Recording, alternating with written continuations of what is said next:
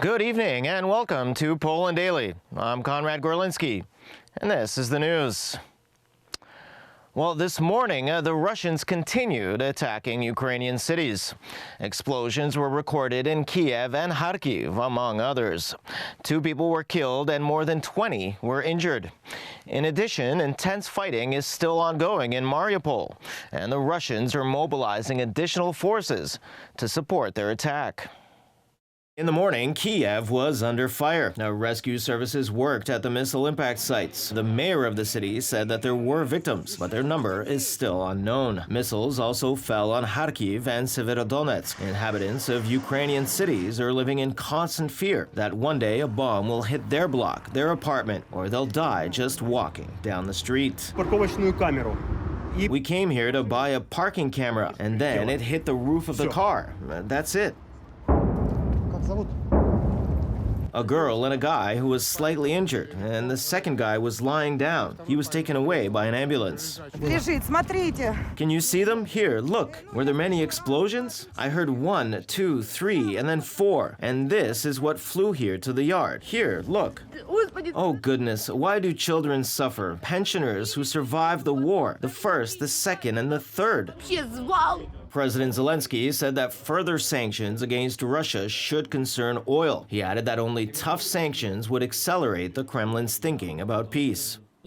Task number 1 is to speed up peace. Our armed forces are doing this brilliantly. They're stopping the attacks of the invaders. They're implementing counterattacks. This mobilizes our diplomats at all possible levels, both official and unofficial. Despite the regrouping of Russian troops, attacks in the southeastern part of Ukraine continue. A spokesman for the Ukrainian Defense Ministry said that active fighting is taking place around the Mariupol iron and steel plant, as well as in the port area. The Russian occupiers continue air attacks on Mariupol. They use the Tu-22M3 long-range bombers and the Su-34 and Su-24M bombers for the first time. The enemy land forces are trying to capture the port. The situation in Mariupol is more and more difficult. The fighting continues. The Russian army is engaging additional divisions to capture the city. The General Staff of the Armed Forces of Ukraine has released updated statistics on Russian losses. Over 20,000 soldiers, 762 tanks, 1,982 armored vehicles, and 371 artillery systems.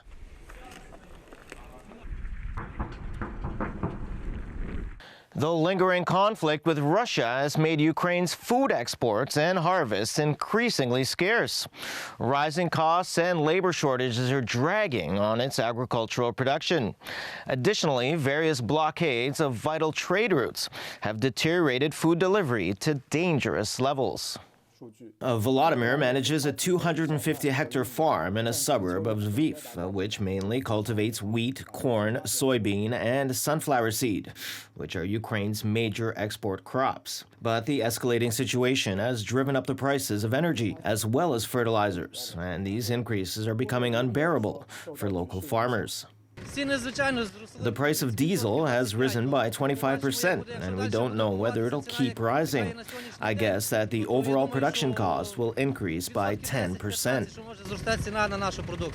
And meanwhile, the migrant exodus has also led to severe manpower shortages in some areas. In Volodymyr's village, around 10% of the adult males have been recruited and sent to the front line, though Volodymyr said they can still manage at present. We're running small and medium farms, so when our neighbors are drafted into the army, we'll have meetings and help them with the farming. Ukraine's agricultural ministry has estimated that around 70% of the cultivated land nationwide can still be tilled this year. If mine clearance can be completed within several weeks, the percentage may rise to 80%.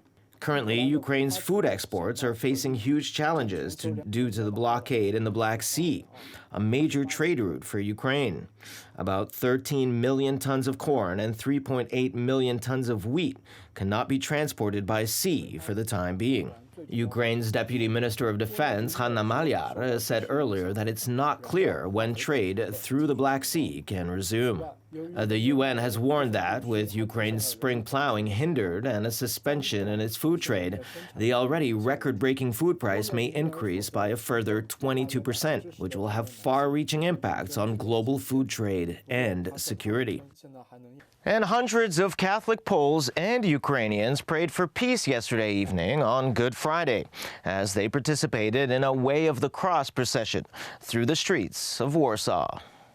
During a large procession through the streets of Warsaw, high-ranking clergy led prayers for peace in neighboring Ukraine, where Russia's invasion has devastated many areas of the country. Irena Pankiv, 19, from Ukraine, said the Easter procession reminded her of Ukraine. This year, the Way of the Cross reminds me of Ukraine because our country's suffering and fighting for independence and freedom, just like Jesus did. She also hopes that fighting will stop, at least for the most important of Christian holidays. I don't know what it will look like from the Russian side. Well, I'm not sure Ukraine will stop fighting during that time, because the country needs to fight, so everyone won't die, and Ukraine will stand up and fight for her rights. Polish teacher Beata Rug said that she's praying for peace in the world. We are here and we deeply believe that there will be peace in the world, that this will be the last Way of the Cross when we worry about peace on earth and when it's dangerous in the world. Fingers crossed that it will all be all right.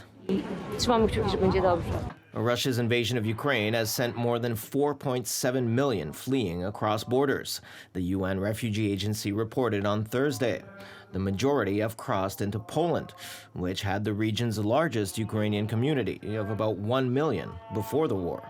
Since the start of the war, 2.7 million refugees from Ukraine have fled to Poland, the UN Refugee Agency has reported. And finally, a Ukrainian and Russian woman took part in Pope Francis's Good Friday Way of the Cross service yesterday. But the meditation they wrote was scrapped after protests by Ukrainian Catholics, who said the war made it inopportune. The traditional Via Crucis procession at Rome's Colosseum had become embroiled in controversy earlier this week when the program showed that two friends, a Russian nurse and a Ukrainian student nurse working at a Rome hospital, would take part. The candlelight service consists of 14 stations of the cross, stages between the condemnation of Jesus to death and his burial. It's often customized so that those who carry the cross from one station to the next reflect world events. Major Archbishop Sviatosław Szewczuk, head of Ukraine's Byzantine Rite Catholic Church, called their inclusion inopportune and ambiguous because it did not take into account the context of Russia's military aggression against Ukraine. The original text of the meditation the two women had written spoke of death, a loss of values, rage, resignation, and reconciliation despite bombings. Szewczuk said the text, which had been approved by the Vatican, was incoherent and even offensive, especially in the context of the expected second, even bloodier attack of Russian troops on our cities and villages. On Friday night, the original text of some 200 words was replaced with these two sentences. Faced with death, silence is the most eloquent of words. Let us all pause in silent prayer, and each one pray in their hearts for peace in the world. The crowd of several thousand people then fell silent for about as long as it would have taken to read the original, longer meditation.